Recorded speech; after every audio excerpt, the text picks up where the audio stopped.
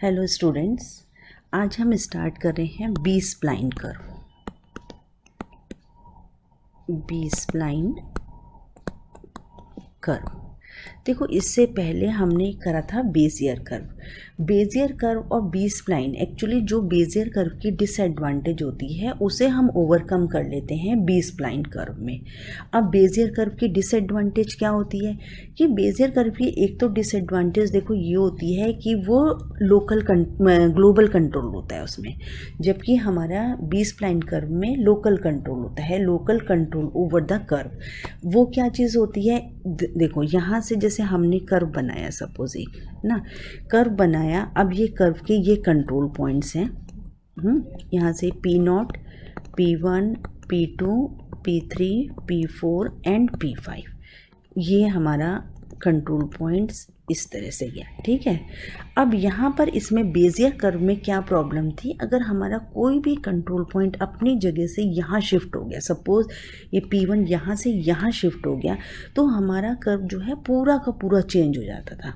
जबकि B spline curve में अगर हमारा एक कंट्रोल पॉइंट चेंज हो रहा है तो हमारा सिर्फ इतना पार्ट, मतलब जितना हम, वो डिपेंड करता है एक्चुअली इसके सेगमेंट्स पे। वो मैं अभी नेक्स्ट आपको आगे बताती हूँ, है ना। तो वो उसमें पूरा कर्व हमारा चेंज नहीं होगा। ये तो इसकी एक डिसएडवांटेज जो थी उसको ओवरकम करा। दूसरा एक और चीज़ कम करी कि हमने उसमें देखा था कि जो कंट्रोल पॉइंट्स थे, कि अगर हमारे पास में कंट्रोल पॉइंट्स 4 थे तो उसकी जो डिग्री होगी ना, पॉलिनोमियल डिग्री, वो कितनी होगी 3, यानी इससे एक कम। यानी किस पे हमारी डिग्री डिपेंड कर रही है, डिग्री डिपेंड कर रही है हमारी कंट्रोल पॉइंट्स के ऊपर। तो अगर वो चेंज हो रहा है तो वो भी चेंज होगा, तो ये भी इसकी एक डिसएडवांटेज थी। तो ये दोनों की दोनों जो है वो हमने ओवरकम करी है।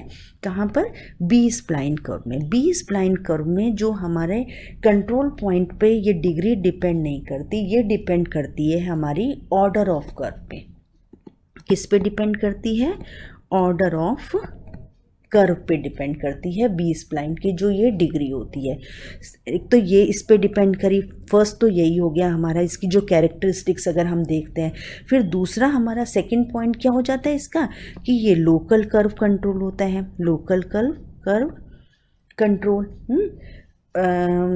Local control over the curve. ठीक है, देन थर्ड जो हमारा पॉइंट आ जाएगा, थर्ड पॉइंट हमारा क्या आ जाएगा कि इसको हम यूज़ कर सकते हैं कि ओपन में भी, ओपन कर्व को ड्रॉ करने के लिए भी एंड क्लोज कर्व के लिए भी, एंड क्लोज कर्व के लिए, दोनों के लिए हम इसको यूज़ कर सकते हैं।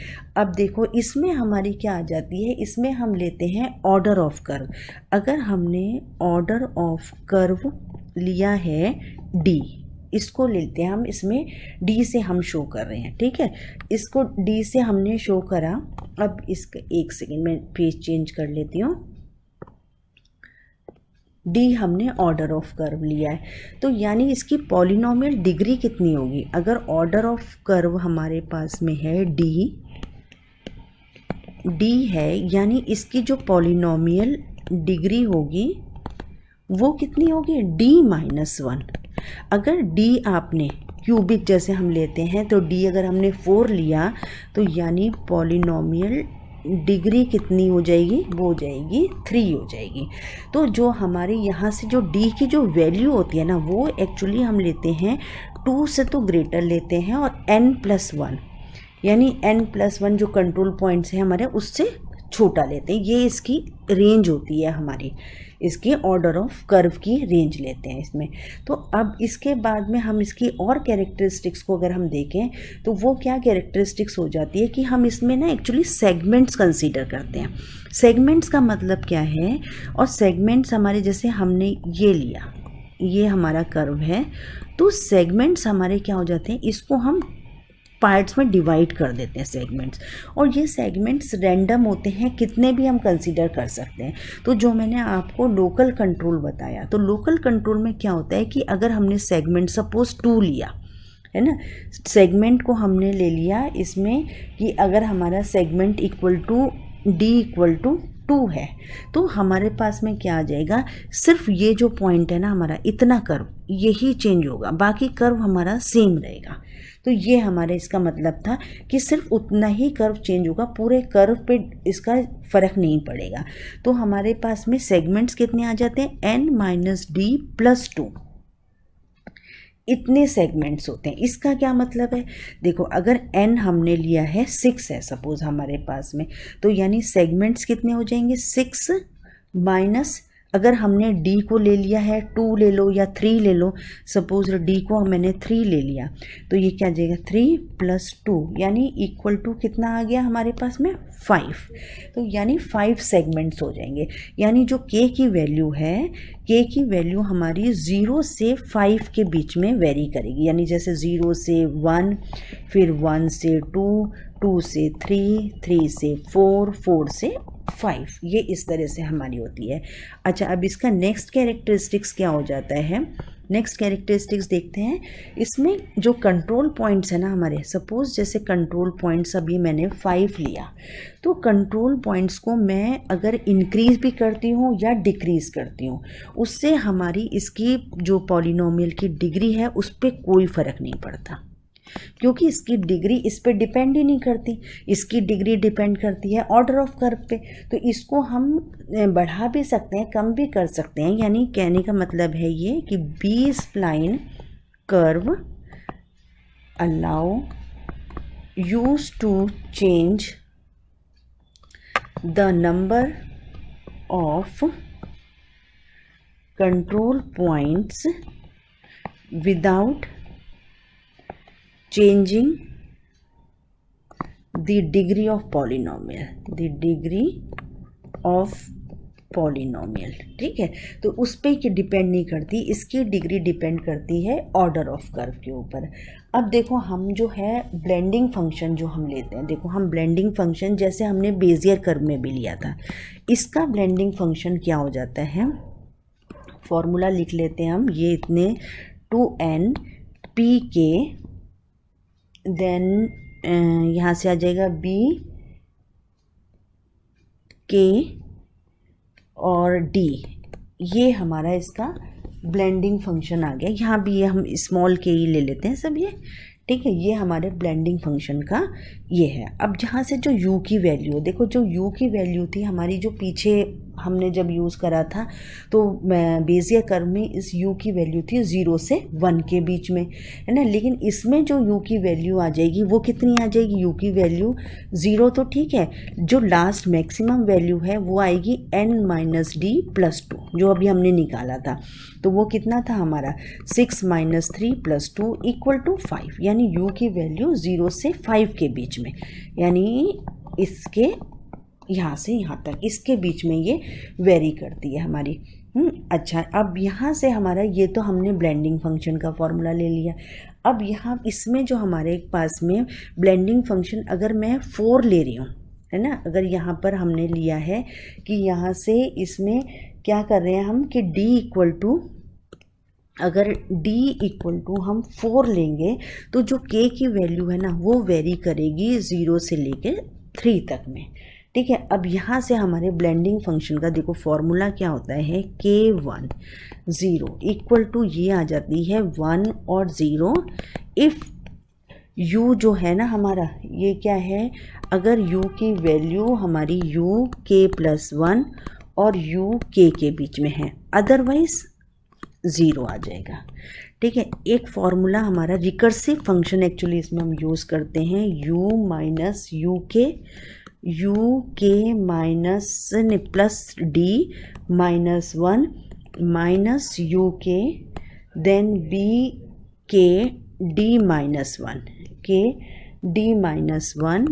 u plus uk plus d - u divide by uk plus d uk plus 1 then b k plus 1 d -1 u, ये इसका फॉर्मूला है। अब देखो इसके अंदर हम लेते हैं एक नॉट वेक्टर लेते हैं। नॉट वेक्टर हमारा क्या होता है, नॉट वेक्टर की वैल्यू जो होती है ना वो रैंडम होती है, इसमें देखो हम क्या करेंगे, जब हमने क्यूबिक का अगर कंसीडर कर रहे हैं तो क्यूबिक के लिए हमारे पास में क्या आ जाएगा, B0 4 0 plus P1 B1 4 0 plus P2 B2 4 0 plus P3 B2 ये 1, देन ये 2 हमारा ये आ गया, और फिर ये 3 के लिए आ गया 3 4 ये, ठीक है। यहाँ से हमारे पास में इतना आ गया जो नॉट वेक्टर है। नॉट वेक्टर इसी तरह से निकालते हैं हमने, जो अभी पीछे निकाला कि वो 0 से 5 के बीच में वेरी कर रहा है, यानी उसकी जो वैल्यू होती है, नॉट वेक्टर की जो वैल्यू होती है वो वेरी करती है इसके और 0 के बीच में। इन दोनों के बीच में हमारी जो नॉट वेक्टर्स की वैल्यू होती है वो वेरी करती है। अब अगर हमने क्यूबिक कंसीडर करा है, देखो क्यूबिक कंसीडर करा है तो हमारे पास में k और d की वैल्यू इतनी है, यानी नॉट वेक्टर की जो वैल्यू आ जाएगी, नॉट वेक्टर की जो वैल्यू आएगी वो आ जाएगी हमारी 0 से 7 तक में, यानी 0 1 2 3 4 5 6 एंड 7, ये हमारी आ जाएगी। अब इसमें हम आगे रिकर्सिव फंक्शन को यूज़ कर लेंगे। रिकर्सिव फंक्शन को कैसे यूज़ करेंगे, फर्स्ट हमने निकाला ये, देखो इसको हमने निकाला तो यहाँ से था u minus u0 divide by u cube u3, ये इतना, देन यहाँ से प्लस, फिर u4 minus u divide bye u4 minus u1 into B1 3, ठीक है। इसमें जो d की वैल्यू थी हमारी 4 से थी, और जो k की वैल्यू थी वो थी 0 से 3 के बीच में, ये हमने कंसीडर करा था। यहाँ से हमारे पास में आ जाएगा u माइनस 0, इसकी वैल्यू कितनी आई, 0 1 2 3 4 5 6 7 है ना, तो यानी u3, ये u0 है, u1 है, u2 u3 equal to 3 minus 0 यानी 3 है ना, और B03 इसको कंसीडर कर लिया, ऐसे ही हमारा आ गया 4 minus u divide by 3 B1 3 u, ये इक्वल टू आ गया u by 3 B03 u plus 4 minus u by 3 B13 u। ये इस तरह से इसकी हमने वैल्यू को कैलकुलेट कर लिया। ऐसे ही जो है हम नेक्स्ट वैल्यू कैलकुलेट करेंगे। नेक्स्ट वैल्यू किसकी कैलकुलेट करेंगे, ऐसे ही हम कर लेंगे B14 की कैलकुलेट करेंगे, है ना, ऐसे ही हम B24 की कैलकुलेट करेंगे, फिर B34 की कैलकुलेट करेंगे। ये आ गया। इतना करने के बाद में again putting d equal to 3, जब d इक्वल टू 3 होगा तो जो k होगा वो जाएगा 0 से 4 के बीच में। फिर अगेन हम कैलकुलेट करेंगे इसकी value, then 1 3u, then 2 3u and B33u and B43u, इन सब की वैल्यू कैलकुलेट करेंगे। उसके बाद नेक्स्ट में फिर हम कर देंगे d इक्वल टू हम ले लेंगे 2 और k की वैल्यू को ले लेंगे 0 से 5 के बीच में। तो फिर हम कैलकुलेट करेंगे 0 2 देन 1 2, फिर ऐसे ही करते करते चला जाएगा ये हमारे पास में 5 2 ना, यहाँ से कैलकुलेट करेंगे। उसके बाद फिर हम नेक्स्ट जो है d की वैल्यू को फिर चेंज करेंगे, तो उसमें आ जाएगा k की वैल्यू को कर देंगे 0 से 6 के बीच में। तो इस तरह से हम सारे रिकर्सिव फंक्शन को निकाल के इसे कैलकुलेट कर सकते हैं। आई होप स्टूडेंट्स आपको ये समझ में आ गया होगा, और कोई अगर डाउट होता है तो प्लीज़ कमेंट बॉक्स में डाल के आप पूछ सकते हैं। और थैंक यू स्टूडेंट्स।